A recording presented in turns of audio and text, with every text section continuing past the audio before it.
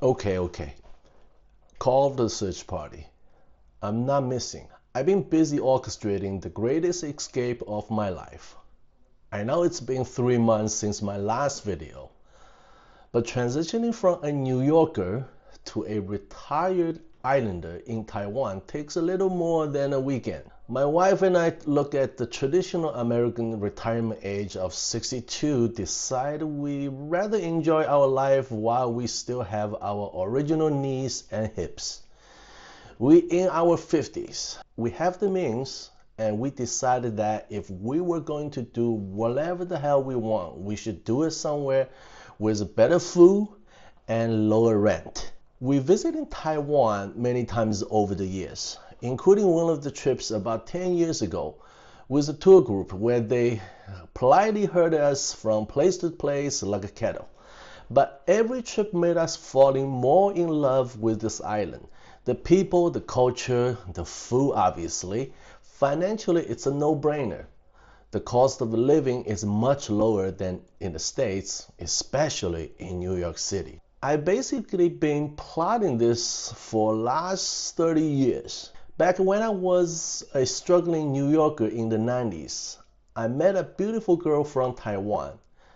At the time, I only knew the island from the books, the movies, the documentaries, but I've been quietly plotting this more ever since. One of the major reasons we made the decision to move here is that Taiwan is my wife's childhood home. Since we got here, I just love to hear she say when we're visiting a restaurant, this is taste of my childhood. We've been planning this seriously for last couple years, and now we actually here.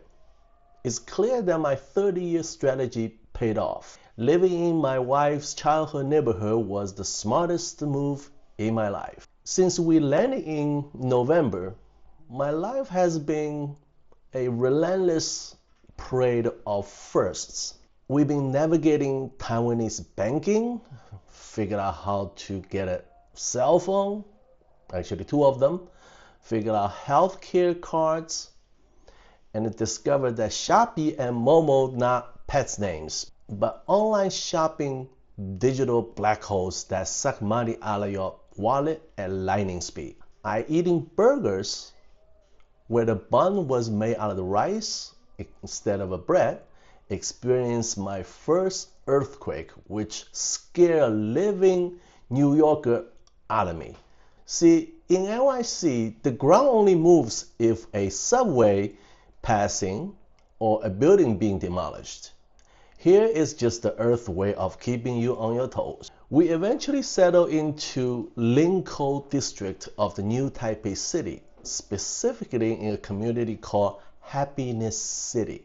It's actually a lot like Upper East Side of Manhattan, minus the sky-high rent and the lingering scent of garbage.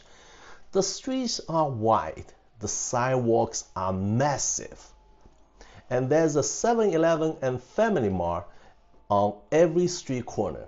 In Taiwan, these convenience stores aren't just shops, they are your personal assistant, your chef, and your life coach. They'll pay your bills, hold your packages, print your documents, and feed you at 2 o'clock in the morning. I'm convinced that if I stay in one of them long enough, the clerk would eventually start giving me tax advices. There is, however, one major negative living here. I'm rapidly becoming a human dumpling. I'm serious. In the States, a mall food court is a place you go when you're done for the day. In Taiwan, the food court is a multi-floor religious experience. Between the night markets, day markets, the hole-in-the-wall spot run by grandmas and grandpas who cook like angels, the temptation is constant. My only saving grace is that we don't have a car, so Fitbit is screaming at me to hit 10,000 steps a day.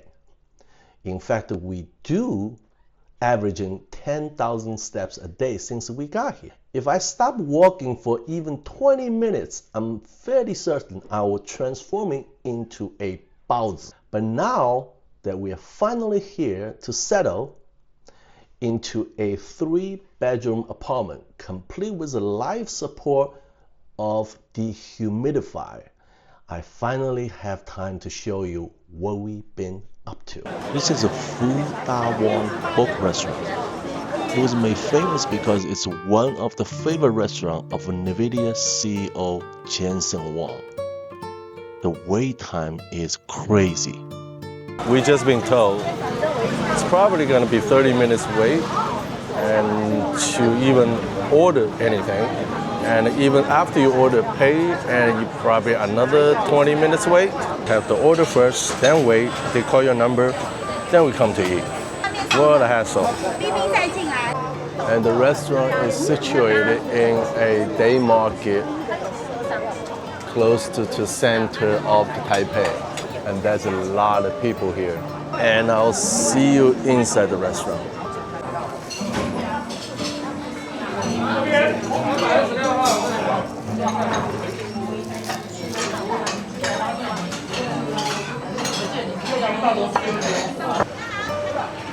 So after consumption of the pig feet, now we come to get some bubble tea.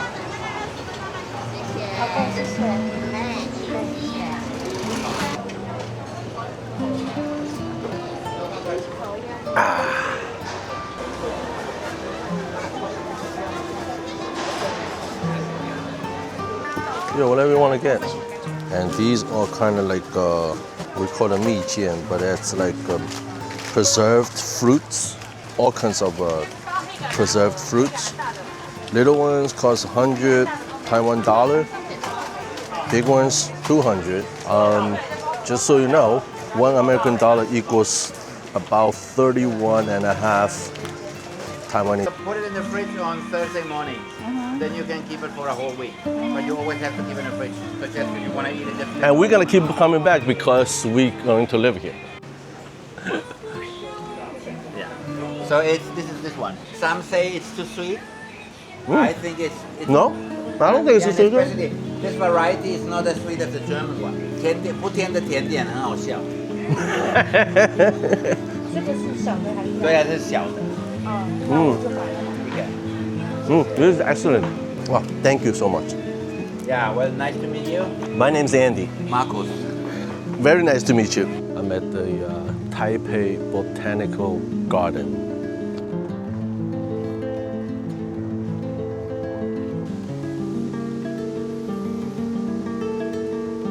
Let me show you what it looks like. It's all the greeneries. It's like you're in the forest. I encountered my first discrimination. I shouldn't even call it discrimination. It's just we don't have credit here. So the landlord just doesn't want to deal with us. We're not gonna rent it to you. Actually have to enlist our good friend's help to co-sign with us. And we're gonna go see an apartment this afternoon to see if we can get it this time. My wife is fighting the soda machine, trying to get something out of there. Did it work? No? It takes cash or credit cards? I think there's a keypad there, so you must take credit cards. So American credit card is no good.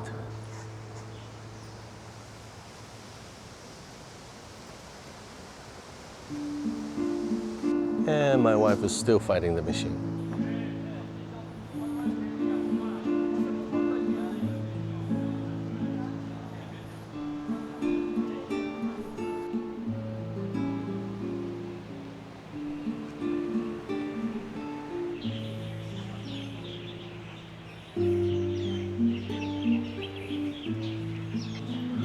Judging from the style of this building, it looks like to be Japanese.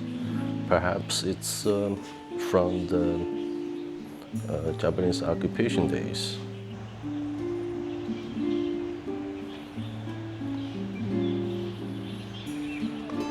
This is one of the small enclosure for certain kind of plants, and I can I can't pronounce neither in Chinese nor in English. I'll do some research to put it on the screen. Hey, look at that. You don't see that every day. I bet you don't see that in New York. There you go. And look at the roots of this tree. It's traced all the way back to here.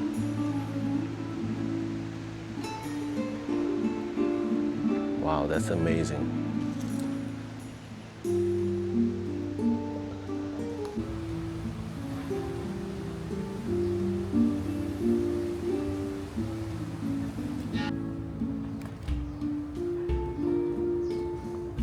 We are making these right now.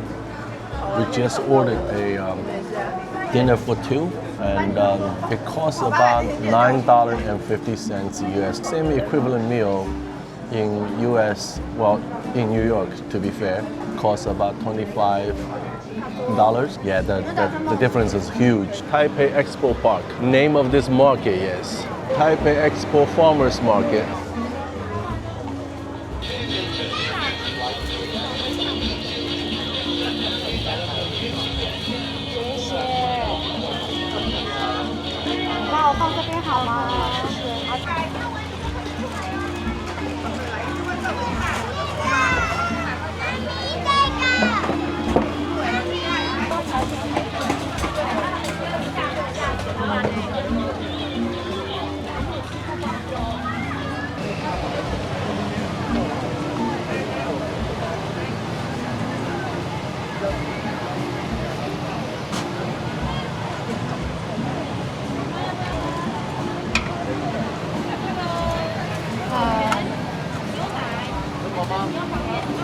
We call this radish pot. As you can see, it's freshly made.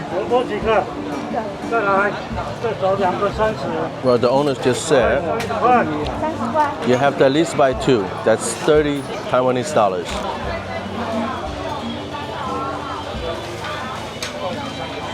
You can tell from the distance on the overpass that's Taipei Metro. That's how we got here. My wife saw the market and said, let's get off here. So we did, and I'm glad we did. Now let's see what my wife said too. 乌骨鸡脚. That means a dog bone? Without the bone. Boneless. Okay. They're selling, they have a beautiful name for it. Phoenix claw. What it really is chicken feet. And before you buy, the owner lets you give it a taste. Some kind of pastry. And I see a lot of folks here today. It's a nice day. It's a beautiful day. So I think that's in the 70s in Fahrenheit. Red bean, purple rice, and toros. Radish. What's inside is a radish, and we call it pie. So I guess we can call it pie. All right.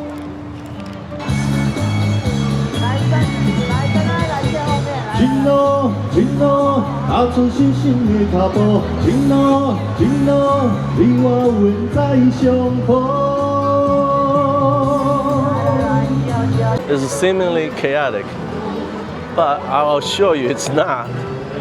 And in Taiwan, most people follow the rules. Let me show you some of the local fruits, oranges, actually mandarins. Guess how much it is? A whole bag. It's $100. That's $3.30 US. That's one thing you never run out of in Taiwan. Food. Oh boy, it's not easy to walk around. Let me go find my wife before she kills me. Right in front of me, that's the metro station. Actually, this is the red line. Metro system in Taipei is impeccable. And every exit is marked clearly.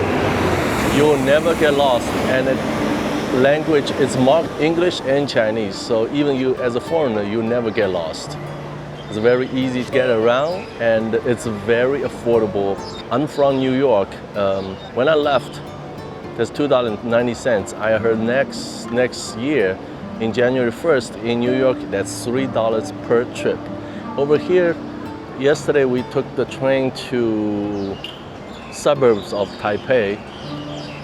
Cost us about, I would say, $1.50. And I don't know if you can see it, there's a 7-Eleven. I'll make the separate episode just for the metro system in Taipei. And I'm also gonna make another separate episode for the 7-Eleven. Local people call it 7. And you can do a lot of things in 7-Eleven. They have 7-Eleven like every street corner. It's very convenient. They open 24 hours a day. Get hungry at night, you can easily get a snack in 7-Eleven.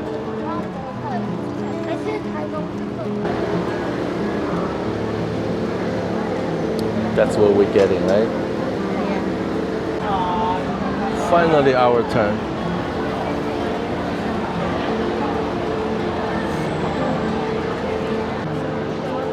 All right, you can have it back.